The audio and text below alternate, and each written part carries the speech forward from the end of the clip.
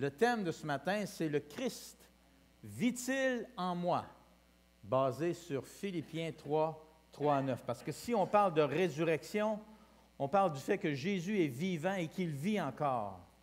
Mais ça serait triste s'il vivrait seulement dans le monde, s'il vivrait seulement dans l'univers.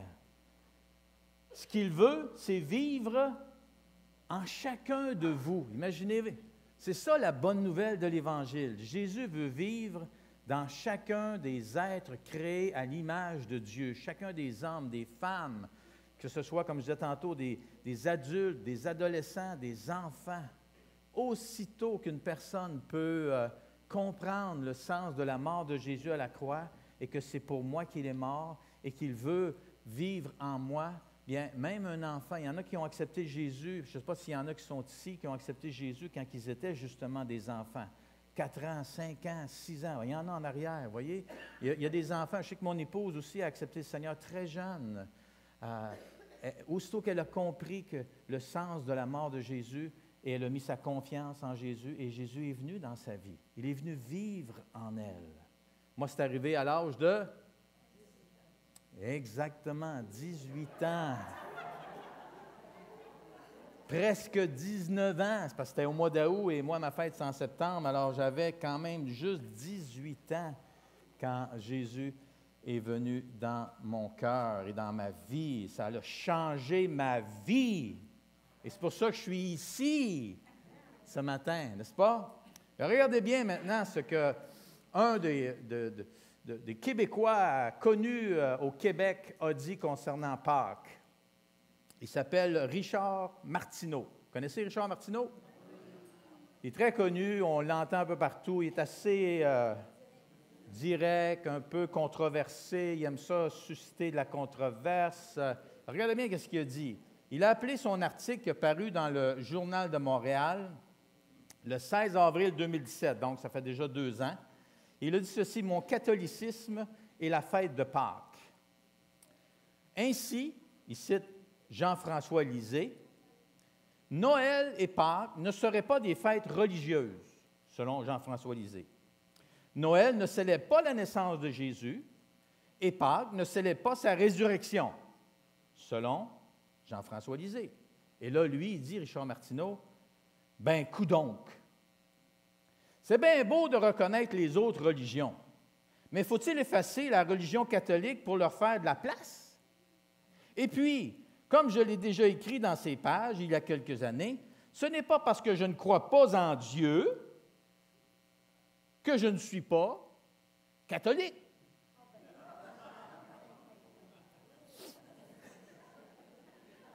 Hein? C'est intéressant pareil. C'est pas moi qui l'a dit, c'est lui, là. Regardez bien, le catholicisme, pour moi, n'est pas qu'un système de croyance. C'est une culture. Voilà, c'est là. Culturellement, je ne suis pas bouddhiste, je ne suis pas juif ou je ne suis pas musulman. Par juif, il voulait dire je ne suis pas judaïque. Je suis catholique, jusqu'au bout des ongles, même si je ne crois pas en Dieu. Mais regardez bien, là, il continue. L'histoire de Jésus me parle, m'émeut, me touche. Même si je ne crois pas que c'était le Fils de Dieu, et même si j'ai des sérieux doutes quant à son existence, y a-t-il vraiment existé, comme plusieurs historiens le disent, je trouve que Jésus est une figure mythologique extraordinaire. Je ne sais pas combien de fois j'ai vu le film « L'Évangile selon saint Matthieu » de Pier Paolo Paolini. Le plus grand film religieux jamais réalisé. Il aurait pu dire le plus grand film culturel jamais réalisé, à mon avis.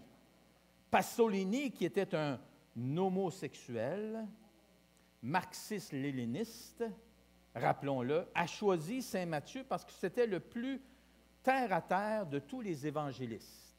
C'est pas moi qui le dis, c'est lui. Vous comprenez? Je cite simplement ses paroles. Selon Jésus, qui est joué par un étudiant espagnol de 19 ans, c'est un homme, c'est-à-dire son Jésus, excusez, le Jésus de ce film-là, c'est un homme du peuple.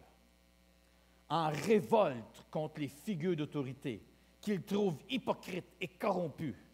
Il prône le partage, l'amour, la compassion, le pardon, des valeurs qui étaient révolutionnaires à l'époque. Contrairement aux super-héros d'aujourd'hui, il connaît la peur. Jésus. Il tremble comme une feuille et est saisi d'une immense angoisse lorsqu'il voit sa fin approcher. Pourtant, il ne flanche pas et va au bout de son destin. Cette histoire, cette légende, je n'ai aucun problème à la raconter à mon fils. Elle est belle, lyrique, déchirante et riche en leçons de vie. C'est quand même plus fort que Le Petit Prince ou le prophète de Kali Gibran. Je ne sais même pas c'est qui, mais... Spécial, hein? Comment qu'un intellectuel peut patiner comme ça, puis à certains égards être impressionné par le personnage de Jésus, puis à d'autres égards, ben, il n'est pas sûr s'il existe ou il n'a pas existé. Regardez bien ceci. Et je termine avec ça. Je suis allé en Israël il y a quelques années. Je me suis promené dans le jardin des Oliviers. J'ai vu l'endroit où, dit-on, Jésus aurait été crucifié. T'as beau pas être croyant, mais ta fibre catholique, elle vibre. C'est ta culture. Ce sont les histoires qu'on t'a racontées quand tu étais tout petit. C'est un des piliers, sinon le pilier principal de la culture occidentale. Son cœur, son berceau. Alors aujourd'hui, quoi qu'on dise certains, on ne célèbre pas la fête de Calvary, autrement dit du chocolat. Pâques est une fête catholique. Comme catholique non-croyant, c'est la fête du renouveau, de l'espoir et de la foi. Mais dans le sens de l'espérance, dans un monde meilleur. Joyeuse Pâques. C'est quand même quelque chose, n'est-ce pas? C'est quand même quelque chose. Ben, moi, je m'assume et je dis que Jésus, il est le Fils de Dieu. Il est un personnage historique incontestable, quoi qu'en disent Richard et ses compagnons, et il est ressuscité. Et aujourd'hui, joyeuse Pâques, ce n'est pas dans un monde meilleur, c'est dans un monde réel et à venir où Jésus sera le maître et le roi incontesté. Amen. Et je vais plus loin. Et je vais même plus loin ce matin. Le Christ vit en moi. Il vit en vous. Amen. Et ça, il n'y a pas personne qui peut me l'enlever. Je sais que mon Rédempteur est vivant. Et il vit en moi. Et c'est ce qu'on voudrait regarder ce matin.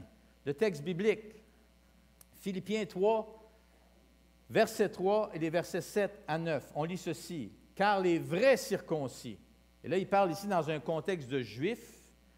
Il faut se rappeler à l'époque que Jésus est venu parmi les siens, parmi les Juifs, et pour faire partie des Juifs, du peuple de Dieu, il fallait être circoncis en tant que garçon.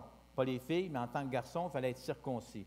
Alors pour Paul, il dit les vrais circoncis, ce n'est pas ceux qui l'ont été physiquement, c'est nous qui servons Dieu par l'Esprit de Dieu, qui nous glorifions en Jésus-Christ et qui ne mettons pas notre confiance dans la chair, c'est-à-dire en nous-mêmes. Il continue. Mais ce qui était pour moi un gain, en parlant de sa vie passée, de sa religion, de sa piété, de son judaïsme et de sa ferveur judaïque, je l'ai considéré comme une perte à cause du Christ. Et même, je considère tout comme une perte à cause de l'excellence de la connaissance de Jésus-Christ, mon Seigneur.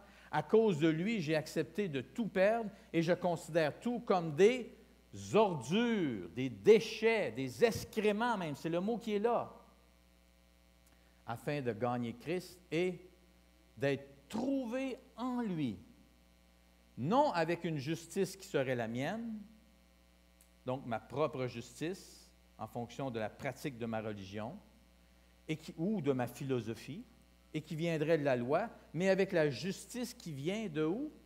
De la foi en Christ, en ce Jésus qui est mort et ressuscité d'entre les morts, une justice provenant de Dieu et fondée sur la foi. Et là, maintenant, j'ai une petite leçon d'objet. OK?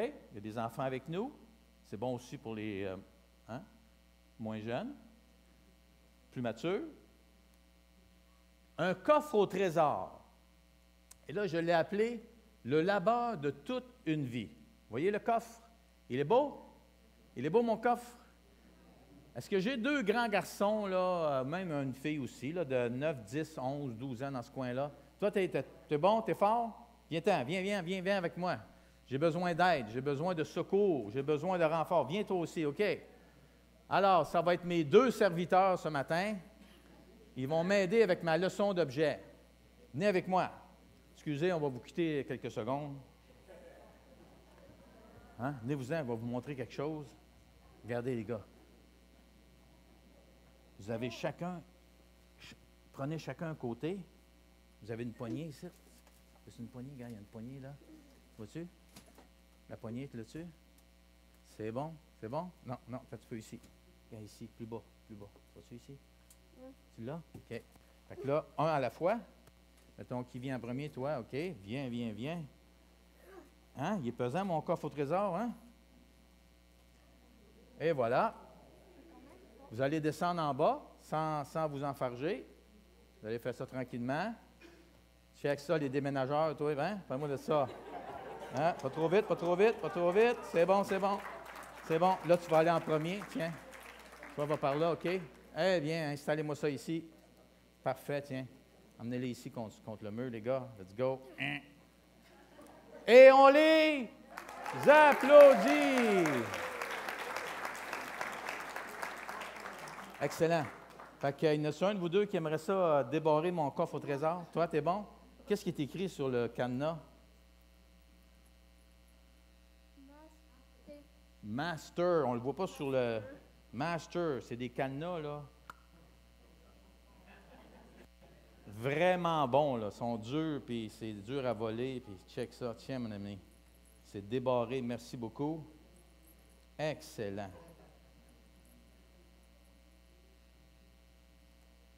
Il faut enlever la chaîne, ouais. Peut-être qu'elle va faire ça. Tiens. C'est bon. Mets ça ici. Merci bien gros. Et on l'applaudit encore. Fantastique. Ils vont pouvoir rester avec nous parce que aimeriez-vous voir ce qu'il y a à l'intérieur? Oui? Vous aimeriez ça voir ce qu'il y a à l'intérieur? Ça ici, il faut que je vous dise, c'est le labeur de toute une vie. Donc, ça représente ce que chacun d'entre vous pourriez jamais faire dans toute une vie, peu importe le nombre d'années que vous vivez, mais ici, ça représente, okay, c'est une illustration, ça représente toute votre vie. Il n'y a rien qui n'est pas là-dedans qui ne représente pas votre vie. Ça représente le labeur de votre vie, tout ce que vous avez pu faire, tout ce que vous avez pu investir, toutes vos compétences, vos diplômes, vos gains, vos économies, vos privilèges, vos biens matériels. Comprenez? Tout, là, ça, c'est là-dedans. On ne peut pas rajouter rien, c'est plein. Ça va? On y va? OK. Vous voulez découvrir qu'est-ce qu'il y a dedans? On va voir s'il y en a des affaires là-dedans. Tiens, prends celle-là, toi. Monte ça bien haut de tes bras, là. Regardez ça. Tiens, le voyez-vous? Ça, là, si on commençait à compter tout ce qu'il y a là-dedans, il y a des sous là-dedans. Hein? Il y en a de l'argent. Hein? C'est beau, tu peux le baisser, ouais. Tu peux le baisser parce que sinon, ça va prendre quelques minutes. C'est toi qui as pris le sac? Vas-y, prends-moi ça maintenant, cette affaire-là. Es-tu capable de prendre ça? Whoop! Puis, il faut aller avec. Mets la casquette, naturellement. Hein? Et il faudrait que tu déposes le sac. Tu vas mettre les gants. Il faut que tu mettes les gants parce que ça va avec, sinon ça n'a pas de bon sens. Check ça. Hein? Un petit Benoît. Hein? Regardez ça, là. Wouh! Ça, je vous dis, là, si vous le verriez de près, il n'est pas flambant neuf. Donc, il a servi, il y a de la poussière, il y a du labeur, des outils. Vous comprenez? Oh. Une chose est certaine, c'est que il y en a là-dedans. Maintenant, je vais demander à quelques autres jeunes. Y en a-tu des jeunes qui aimeraient venir en avant? Viens en avant. Venez-vous-en, là. 7-8 jeunes, venez-vous-en en avant. J'ai d'autres choses à découvrir dans mon coffre. Il faut vous montrer ça à tout le monde, là. Hein? Tiens, ouais. Prends-moi ça ici. Prends-moi celle-là. Prends-moi-en un. Pas celui-là tout de suite, pas celui-là. Celui-là avant. Celui-là, ça va être un... Tiens. Celui-là, un garçon. Tiens. Tiens. Moi, Tu vas prendre la boîte, t'as un petit peu la boîte. Tiens. Attendez, c'est pas fini. OK, la boîte, bien là, il n'y en aura plus, là. OK. Montrez ça dans les airs, bien haut, ça, c'est mes lingots d'or! Imaginez-vous, là. Il y en a de l'or là-dedans, là. Hein? Puis ça, là, gars, c'est comme... c'est pas du fake, là. C'est des lingots d'or. Puis, ça, c'est de l'or, ouais. Il est où la petite boîte? Amenez la petite boîte ici, là. Ils ont commencé. Oh, ils ont ouvert la boîte, hein? Alors, allez-y, là, prenez-en un. Prenez-en tous un, là. S'il y a d'autres jeunes qui veulent venir, là, venez-vous-en. Ça, c'est des dollars en or. Venez-vous-en. Tiens, montre-les. Remontez, montrez vos dollars en or. Ouais, tiens, celui-là, je vais le prendre, là. Tiens, je vais le prendre. C'est du chocolat. Montrez vos dollars en or. Oui, c'est bon. Il n'y en a plus. On les a tous volés. Bien, il y en a-tu qui en ont plus qu'un? S'il y en a qui en ont plus qu'un, partagez, là. C'est du chocolat. Partagez ceux qui en ont plus qu'un, là. Allez. C'est du chocolat. C'est du chocolat, oui. Mais revêtu d'or. T'en as pas? Il en reste-tu? Il y en a-tu qui en ont à partager? Ah, gars, il y en a d'autres. Regarde, vas-y, gars, il y en a, lui. Partagez-les, ceux qui en ont. Il y en a, hein? Il y en a qui ont dit, moi, là, ils en ont les mains, 2 mains pleines. Partagez, là. Ceux qui n'en ont pas eu, là, on partage. Et on laisse les lingots d'or à tonton Benoît. On laisse les lingots d'or ici. Merci beaucoup. Merci. Hein? C'est du chocolat, oui. OK, alors, laisse pas les enfants, on les applaudit. Yes! Allez-y. Ouais, là, c'est ça. Là, vos parents vont m'en vouloir, là, parce que c'est du chocolat. Bon, ça va bien. On va avoir des plaintes au conseil. Oh, t'en as, toi, des chocolats, hein? Il y en a qui en ont. Oui, toi aussi, t'en as un. Il y en a-tu qui n'en ont pas eu, là? T'en as pas eu? Vas-y voir la petite fille là-bas, là. Partageons. Tiens, gars, partage-en un. Viens ici, partage-en un avec lui. Lui, il n'y en a pas, là. Qui n'en a pas, là, donc? Il veut un chocolat. Toi, t'en as pas eu? Je donne des chocolats Hein? gratis. Toi, t'en as pas? Gars, il y en a un Noël. Donne-y un. Ouais, j'ai mal. T'en as un. Oh! Tiens, il y en a qui n'ont. Tout le monde en a eu. OK. C'est bon. Oui, je vais regarder la petite boîte. Merci beaucoup. Ouf! Tu n'as pas eu? Tiens. Tu n'as-tu eu un? Ah, tu n'as eu un. Ça, tu peux les laisser ici. Les petits lingots d'or, vous pouvez les laisser ici. Hein? Parce que moi, je vais les ramener à la banque, là. Hey, c'est merveilleux. Merci pour les petits lingots d'or. Ça, le dollar en or, je vous le donne. Ça vaut 2000 $ chacun, là. C'est quand même... Oui, il est présent. Hein? Wow, hein? Je pense que vous m'ont donné mon nom à l'école du dimanche. Hein? Mon nom à l'école du dimanche. OK. C'est bon. Hey, ils vont rester avec moi toute la matinée. Eh, merveilleux, hein? C'est merveilleux. Oui, garde-les. Tu peux le garder, oui. Vous pouvez garder votre dollar. Retournez à votre place. Oui, l'argent aussi, je le garde. Oui, ça aussi, parce que là... Oui, c'est des... Merci. Ah, merci, oui, tu peux me le donner, oui. Tu veux l'avoir? Tiens, ben, tiens, vas-y. Allez-y. Hey, vous m'aimez, hein? C'est fantastique. Hey. Ils sont bien gentils. Tu peux le garder, oui, je te le donne. Ben, oui, oui, donc. Hein? Bon, hey, c'est merveilleux, hein? Il n'y a plus rien dedans? Ben non, il n'y a plus rien. Wow! Fait que, on va prendre une petite pause.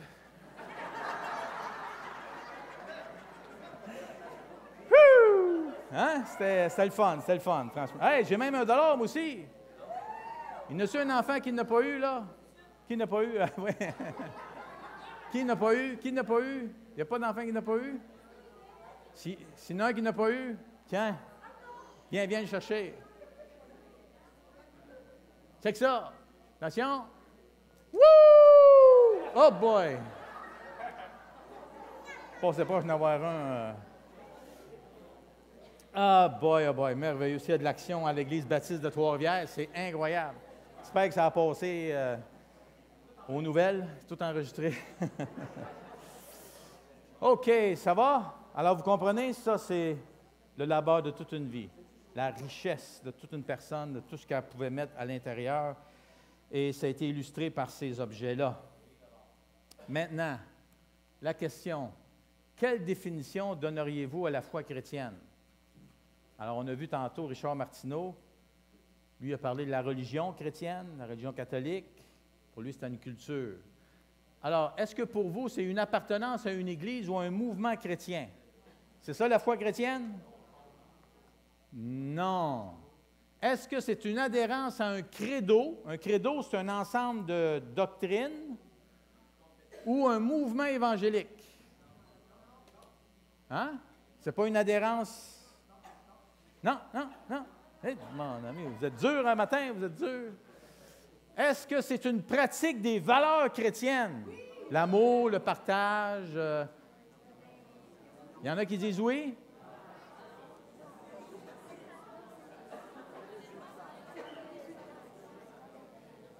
Est-ce que c'est la foi chrétienne, une pratique des valeurs chrétiennes? Ça commence à... OK. Bien, Paul, dans son texte qu'on a lu tantôt, il en parle de c'est quoi la foi chrétienne. Il donne une définition qu'on n'est peut-être pas habitué à entendre, mais qui est très présente dans son texte. Mais il y a quelques questions qu'on peut justement se poser en regardant Philippiens chapitre 3, les versets 3 à 9. Comme par exemple, qu'est-ce qu'il veut dire, Paul, quand il dit « être trouvé en lui », en parlant de « en Jésus ». Qu'est-ce qu'il veut dire par cette expression-là, « être trouvé en lui ». Si Jésus revenait aujourd'hui, croyez-vous que vous seriez trouvé en lui? Qu'est-ce que ça veut dire, trouver en lui? Ça peut vouloir dire, un peu comme quand on cherche quelque chose, on trouve quelque chose. Hein? On le cherchait, on le trouve. Mais être trouvé, ça veut dire que quelqu'un nous cherchait? Mais ici, être trouvé en lui, c'est quoi que ça veut dire? C'est que quand Jésus va venir, est-ce qu'il va voir qu'on est en lui? Vous voyez, là, on va réfléchir un peu à ça. Et comment savoir si vous êtes vraiment en lui? Ce n'est pas juste une religion, cette affaire-là, ou une pratique religieuse. Comment aider quelqu'un à entrer en lui, en Jésus, en union avec Jésus? Et comment l'aider à en être certain? Et là, je vais vous poser une question. Quelle expression définit le mieux un vrai croyant, un vrai chrétien? Une expression, un mot par exemple. Est-ce que le mot chrétien définit bien un vrai croyant? Est-ce que c'est le meilleur mot qui définit un vrai croyant? Regardez bien.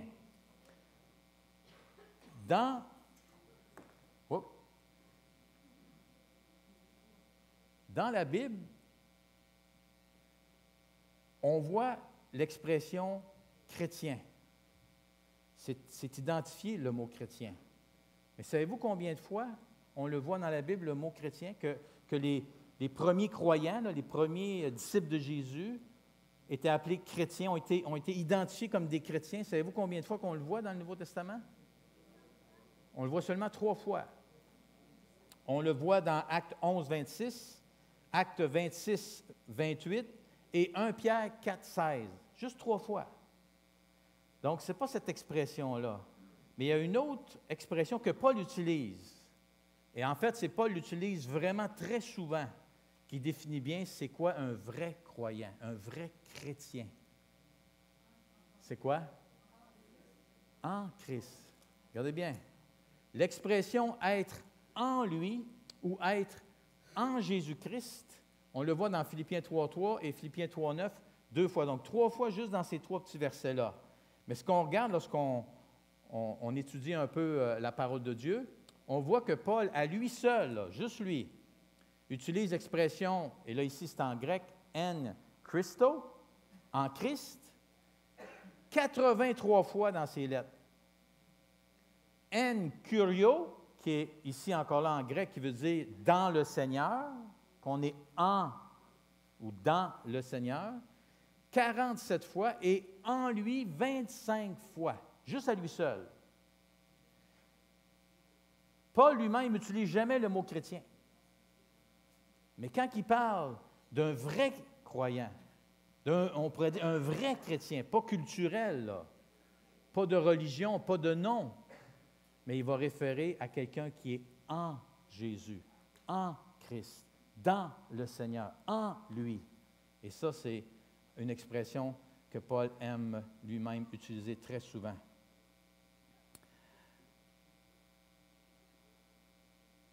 Et là, la question qu'on peut se poser, c'est comment justement entrer en union avec Christ.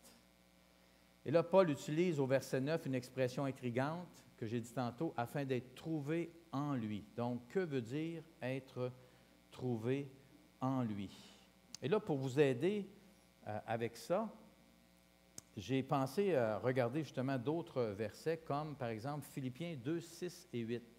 Parce que là, on parle de Jésus qui, quoique était ou existait en forme de Dieu, il n'a pas estimé comme une proie à arracher d'être égal avec Dieu lorsqu'il est venu sur la terre, mais il s'est dépouillé lui-même en prenant la condition d'un homme, la condition d'un esclave, et en devenant semblable aux hommes, après s'être trouvé dans la situation d'un homme. Donc, Jésus, qui en fait est Dieu, il a été trouvé dans la condition d'un homme. Qu'est-ce que, ici, ça fait ressortir? C'est qu'on ne s'attend pas à ça. On ne s'attend pas à ce que quelqu'un qui est Dieu puisse être trouvé dans la condition d'un homme, à être un homme. Et là, il nous explique pourquoi c'est arrivé ici. Que ça, c'est l'humiliation du Fils de Dieu. Donc, il s'est dépouillé pour qu'on puisse le trouver, le voir dans une autre condition qui était celle d'être un homme. Et donc, ça prenait absolument là, cette condition-là pour qu'il puisse venir, mourir sur la croix et porter nos péchés, ressusciter d'entre les morts, et puis là, pouvoir nous ouvrir les cieux à notre tour et qu'on puisse aller dans sa présence et recevoir le pardon. Il fallait que Jésus puisse être trouvé dans la situation d'un homme. Donc, ici, il y a quelque chose. Dans Galates 2, 17, Paul ici dit, « Mais si en cherchant à être justifiés par Christ, nous étions nous aussi trouvés pécheurs, Christ serait-il serviteur du péché? » Puis il dit, « Certes non. » Qu'est-ce qu'il est en train de dire ici? C'est-à-dire, il dit, garde bien, nous, là, on a mis notre confiance en Jésus, on l'a reçu comme sauveur, puis maintenant, on le sert, puis on proclame le message de l'Évangile. Puis on dit à tous, Jésus sauve, et Jésus libère, et Jésus nous transforme. Puis là, il dit, si nous qui sommes en train de faire ça, on serait trouvés encore comme vivants dans le péché. Il dit, est-ce que c'est possible? Puis là, Paul, il montre encore ici, il y a quelque chose d'inattendu.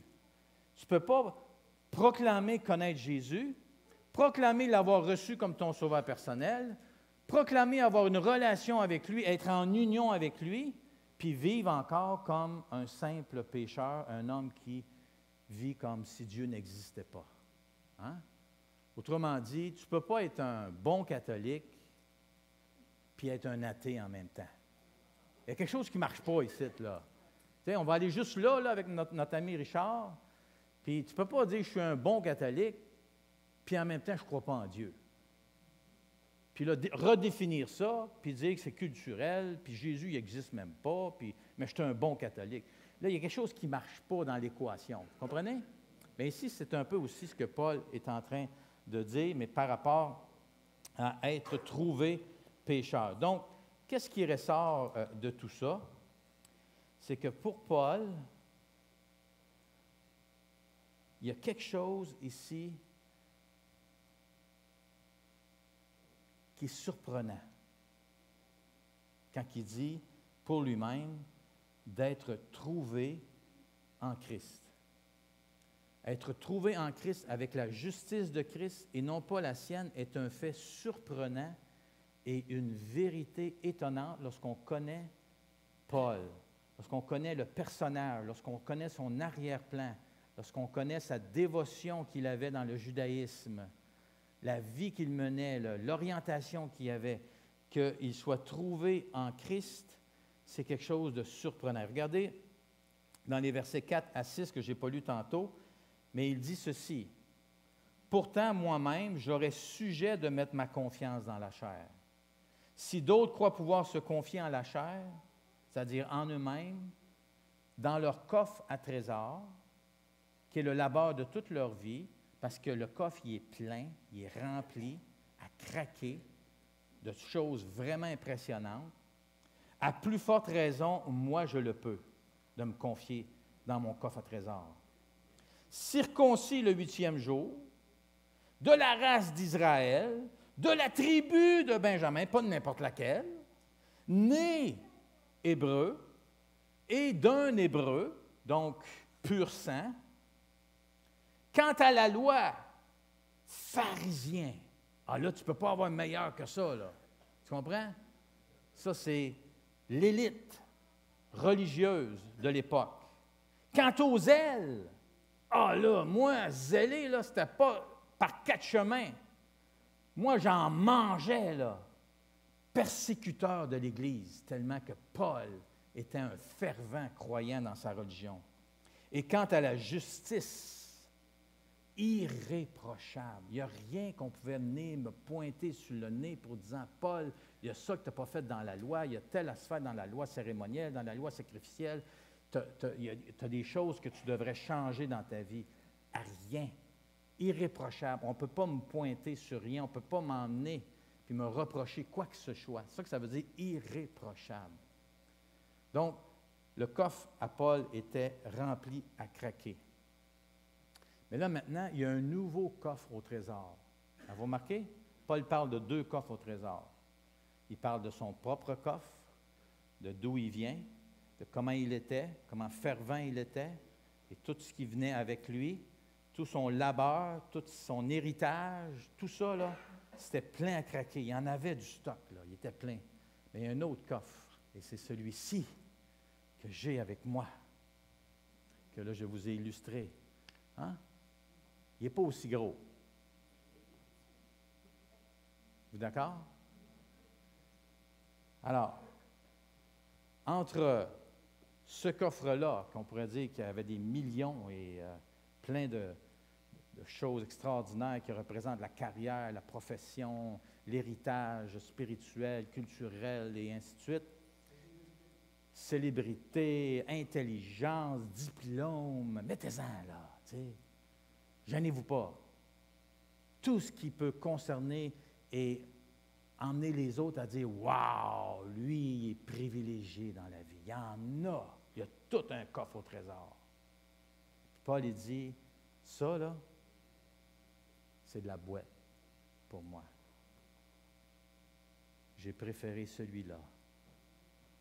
J'ai choisi un autre coffre au trésor dans lequel il n'y a rien de moi là-dedans. Il n'y a aucune de mes richesses, il n'y a aucune de mes capacités, il n'y a aucune de mes œuvres, accomplissements, exploits, diplômes. Il n'y a rien de ça. tout ce qu'il y a à l'intérieur. C'est la croix de Jésus. Paul, il dit, j'ai choisi Jésus. Et j'ai dit, oh, yaub, le reste. Il peut l'avoir s'il veut. Il peut avoir tout ce qui me concerne, tous mes exploits, tous mes trophées, toutes mes œuvres, toute ma richesse, tous mes diplômes, toute ma connaissance, toute ma vie. J'en veux plus. Ce que je veux, c'est d'être trouvé en lui. Pas d'être trouvé avec mon coffre à trésor, d'être trouvé. Et là, la croix symbolise la personne de Jésus. Vous comprenez? Ce n'est pas d'être trouvé avec une croix dans ses poches là, ou sur moi. Ce n'est pas ça. Là. Ici, c'est juste un symbole. Ce qui est important, c'est ce que le symbole représente, c'est-à-dire la personne de Jésus, sa mort sur la croix, la relation qu'il veut avoir avec chacun d'entre nous. Et regardez comment Paul définit la foi. Paul définit la foi dans le texte de cette façon. La découverte de l'excellence, de la connaissance du Christ et de trouver en Christ la valeur suprême de sa vie. Il dit, moi, mon espérance, c'est d'être trouvé avec Jésus comme étant la valeur suprême de toute ma vie. Le reste n'a plus d'importance pour moi. Et dans mon cœur, je suis libéré de tout ça, libéré de ma réputation, libéré de ce que les autres pensent de moi, libéré de ce que je peux accomplir dans ce monde, libéré du nombre de diplômes que je peux avoir, libéré de combien d'argent je peux avoir à la banque et ainsi de suite, libéré de combien de biens matériels je pourrais posséder, libéré de tout ce qui autrefois était important pour moi. Parce que maintenant, connaître Christ et de le trouver comme étant la valeur suprême de ma vie est ce qui est le plus important. Maintenant, Paul explique, il ne nous laisse pas dans l'ignorance concernant qu'est-ce que ça veut dire ou comment entrer en relation avec Christ. Il dit ceci, c'est en acceptant de tout perdre pour Christ. C'est ça, entrer en union avec Christ. Il y a quelque chose qui doit se passer et c'est personnel. C'est pour ça que ce n'est pas une religion, c'est pour ça qu'on ne peut pas me l'imposer, on ne peut pas me le transmettre. On peut m'en parler, on peut m'inviter on peut m'enseigner ce qu'est l'Évangile, ce que Jésus a fait pour moi à la croix. Mais voyez, à un moment donné, là, où je me retrouve seul à seul avec Dieu, là, et là, qui il est, Jésus, pour moi? Est-ce que c'est vrai que je suis prêt à tout perdre pour lui? Il sait, le Seigneur. Hein? Il sait, le Seigneur. Si vraiment dans mon cœur, moi, c'est comme Jésus, c'est toi je veux. Le reste, non. Le reste ne m'importe pas. Ne m'importe plus. Et même si tu es jeune ici ce matin, tu as 6 ans, 7 ans, 8 ans, 10 ans, 12 ans. Moi, je l'ai pris à 18 ans. Vous comprenez? Il n'y a pas d'âge pour choisir Jésus. Puis dire, peut-être mon coffre, il n'est pas encore comblé. Moi, à 18 ans, je n'avais pas grand-chose dans mon coffre à trésor. Vous comprenez? Mais c'était toute ma vie qui était impliquée, là. Et j'étais prêt à renoncer à toute ma vie pour Jésus. Parce que j'étais convaincu que Jésus était mort sur la croix pour moi, à ma place. Et j'en avais besoin. Que si je ne le recevais pas comme mon sauveur personnel, si je ne l'invitais pas à venir dans ma vie, oui, si je ne lui donnais pas ma vie, puis que j'étais prêt à faire face à la musique, je savais que si je mourais, qu'au moment où je mourrais, n'ayant pas accepté Jésus, n'ayant pas accepté son amour sur la croix pour moi, n'ayant pas invité Jésus à être mon sauveur personnel, que ma vie allait être dans la perdition pour l'éternité. J'allais être loin de Dieu, en enfer, comme la parole de Dieu, ou le mot qui est employé, c'est la géhenne, un endroit qui est loin de Dieu, où il y a de la souffrance. Je savais que je ne pouvais pas m'en tirer si je ne venais pas à Jésus. Et j'ai dit,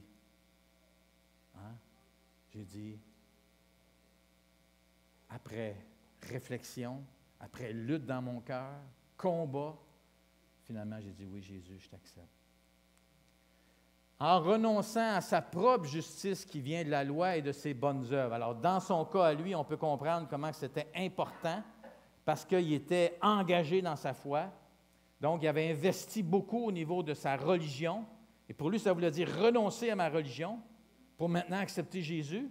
C'était gros, là. Mais Paul a dit, je l'ai fait. Je l'ai fait. Et en ayant la foi en Jésus pour obtenir la justice qui vient de Dieu et qui est fondée sur l'œuvre de Christ à la croix. Voyez, il ne faut pas seulement avoir la foi. Il faut avoir la foi en Jésus. Maintenant, il ne faut pas seulement avoir la foi en Jésus.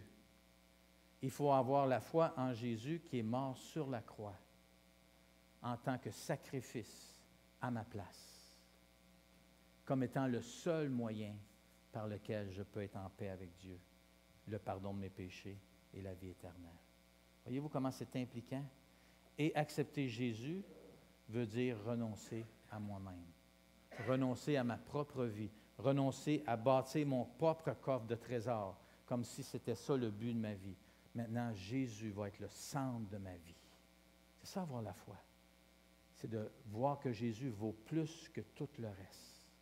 Et je suis prêt à le suivre. Je suis prêt à renoncer à tout. Oh, il va y avoir des moments difficiles. Oh, il va y avoir des luttes. Oh, il va y avoir des combats. Oh, il va y avoir des chutes. Il ne faudrait pas que le Seigneur monte toute ma vie là, ce matin.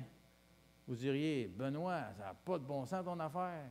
Écoute, une des premières choses qui est arrivée en tant que jeune disciple de Jésus, ça a été de me ramasser en prison.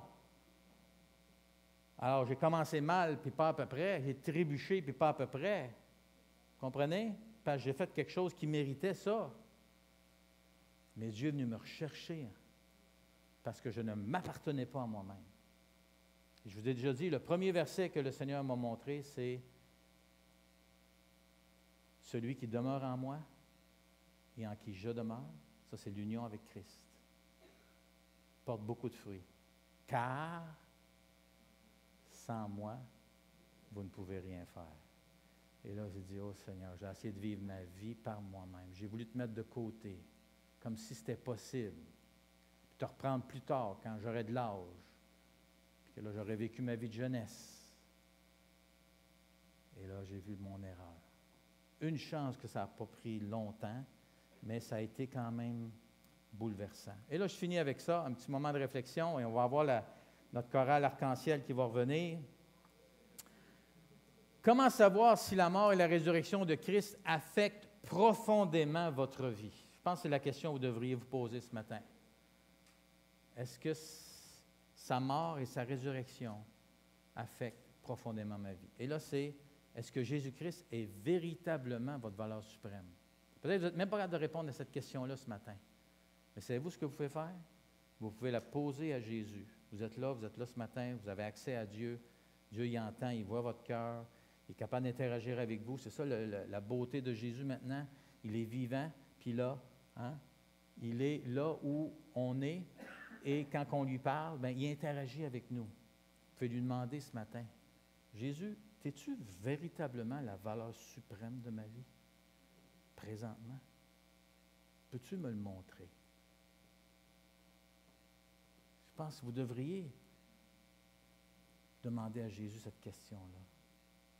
Et vous allez voir, il va vous accompagner avec ça. Deuxièmement, avez-vous tout abandonné pour lui? Est-il réellement votre trésor le plus précieux? Et est-il votre richesse, votre plus grande richesse?